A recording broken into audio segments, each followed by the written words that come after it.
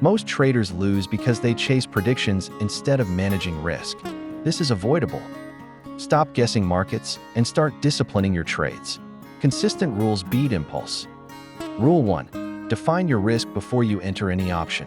Know your worst case. Use position sizing and stop losses to protect capital. It's your primary defense. Rule 2. Trade probabilities, not certainties. Favor setups with edge. Think in percentages. Quick chart. Small wins plus controlled losses beat rare big wins. Win rate and payoff matter. Build a simple, repeatable plan. Entry, exit, size, review. Keep it written. Track every trade and measure what works. Data beats intuition. Use a trading journal daily.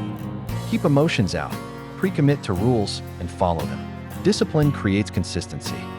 Adjust strategies based on statistics, not on one losing day. Backtest and iterate. Key takeaway: protect capital, execute plans, compound small edges. Focus on process, not outcomes. Want the full checklist? Subscribe or visit our website now. Links below for the free guide.